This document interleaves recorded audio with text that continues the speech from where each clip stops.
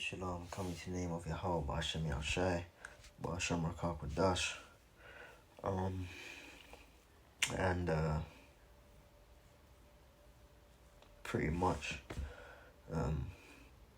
you know, we have many offices, man. You know, the prophets, the teachers, and another one of the offices is being priests. You know, the Lord says that we're a nation of kings and a nation of priests, man. You know, and there's a particular way to serve the Lord. The Lord is not a slapdash, give me anything you got power, man. The Lord is precise, the Lord is clean, and the Lord is direct with what he requires and what he wants, man. Therefore, we have to conduct ourselves accordingly, you know. Now at the camp, you know, you got the prophets, you know, the teachers, you know, but you can officiate in more than one office at the same time, you know. Not only are you a prophet prophesying, you know, but you officiate in the office of a priest, okay? In the Hebrew, Lashon Kodash Kahan, you know, and the camp itself is as an altar, man, you know, and it would be in our best interest not to sacrifice in the spirit of Cain. Yeah, I'm a sacrifice, but I'm gonna just do any old thing what I want to do. Nah, man, the Lord ain't gonna have respect unto that, man. And yes, this is more about the spirit and the purity of the heart, okay? You know, tahar la'ab, you know, pure heart. But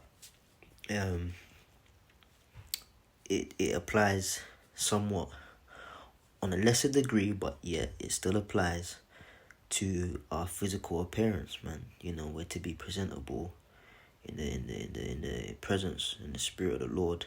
Yahweh Ba'ashem Yahshai Ba'ashem Rakakwadash. Now, the Lord is a power which changes not. Now, in terms of garments, hear what the scriptures say in the book of Leviticus, chapter 16, right? And this is verse 2, and it says, "And the Lord said unto Moses, Speak unto Aaron, thy brother, that he come not at all times into the holy place, within the veil before the mercy seat, which is upon the ark, that he die not. For I will appear in the cloud upon the mercy seat." Now, however the Lord decided to manifest or appear over the mercy seat, we know that whatever appearance it was, it would have been the representative of the Father, which is Yahweh Shai. The principal and first representative of the Heavenly Father is Yahweh Shai. What you got to do, I'm not going to go to it, but go to Colossians 1:15, who is the image of the invisible power. So don't ask me how the Lord manifested or appeared over the mercy seat, but whatever that manifestation or appearance was, it was the spirit of Yahweh Shai, which resided above the mercy seat. Okay, just like the spirit of Yahweh Shai was sent back down into his body to resurrect, and at either end of where he was laid was two angels, which represents the angels whose wings touch each other at each end of the Ark of the Covenant. So Yahweh Shai's tomb and where he laid represents or is the fulfillment of agreement, the fulfillment of meeting. The ultimate meeting is the redemption, bringing Israel back to the Heavenly Father, which is a complete different topic anyhow. But here's the point in verse 3 on down. "Thus shall Aaron come into the holy place with a young bullock for a sin offering and a ram for a burnt offering.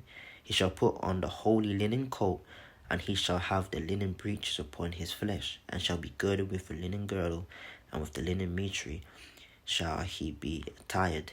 These are holy garments. Therefore he shall wash his flesh in water, and so put them on." Now, brothers have garments of different material. You know, some brothers wear like sackcloth, because sackcloth just represents cheap material, but you got brothers that actually wear like I forget the actual material name, but like rougher garments. There's an actual name for the material. Other brothers just use regular, you know, whatever, man, and make your garments. Okay, so it's not saying that the specific material in our case now in this day and age has to be linen, but the fact is it is a garment.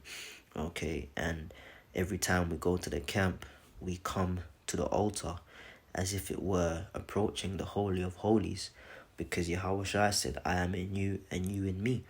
Okay, so there's a way to present your spirit, but there's also a way to present your flesh. Okay, and it said what? That he shall wash his flesh in water. Okay, and so put them on. Now let's go to the word there for wash.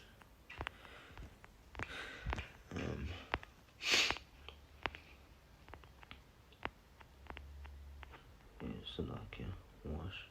Rachas, yep, that's the word. Rachas, alright, which means to wash off, bathe. Okay, to bathe oneself, man. And when you get into the ordinance of washing and bathing, it had to be what? Flowing water, man. Not stagnant water, but flowing water. It had to be sourced from a river or something like that, man. You know? Okay. So he had to wash before he put on the garments, man. You know? And this is it, man. You know, we know the laws of cleanliness, you know, not dealing with a woman on the Sabbath, you know, when you're unclean, if you touch another man or your spit goes upon another man, he becomes unclean. You know, you wash and then you're unclean until the evening. At evening time, you're clean again. Things of that nature, man. You know, but our garments, man, they're not to be like just some t-shirt, man. Nah, it's funny I said that because you actually got guys walking around in t-shirt with fringes, but some regular top, yeah, I put it on in the house, you know, some t-shirt and shorts you walk around the house in, man. Now the garments are separated clothing, man. Okay, you know, you ain't just got salat, man, but you know, you gotta spell it out for certain people, man. You know, you can't just finish dealing with a woman, you know, up in her guts, and then you ain't washed, you ain't observed the evening to come. The next thing you know, you're grabbing your garment. Yeah, let me do a video. You know, now will the Lord strike you down for it? Probably not, because we're only rehearsing the righteous acts. But still, it's not good practice, man. You know, because there's vibrations to things, man, and there's a vibration on how you deal with things. All right, like if somebody gives you food, and I've noticed this, man. If somebody gives you food, you know that food could taste good as hell, but if they give it to you in anger, you know, or greed, you taste that vibration of anger or greed over the meal. Okay, but then you can get cooked a meal in love, man, and it's the same food, the same ingredients, but it tastes that much better because the vibration of giving with a cheerful heart, the vibration of love, okay, was put over that meal, man. Okay, so you could have a horny, you know, 'cause we all get horny, man. Come on, bro. It's just men in it, but like you could like just have that feeling of, yeah, I just fucked my woman, you know, and then you go and pick up your garment, move it around, or worse yet, put it on, and then you get to the camp a couple of days later, you've left that vibration on that garment, man. So then all of a sudden, you think that, oh, why did demons mess with me? I'm at camp, all I can think about is woman. Yeah, because you didn't observe the order of not touching that which is holy when in a state of uncleanliness, man. You gotta bath your whole body and you gotta and then you gotta wait till the evening time. You know, the best time to bath is just before evening time anyway, man. Okay? But there's vibrations to what you say and things you touch and places you go, man. You know, so especially for our garments, man. You know, we don't get too caught up on it, you know, because it's more a thing of the heart, you know, but still, man, you know, we're observing and rehearsing the righteous acts, man.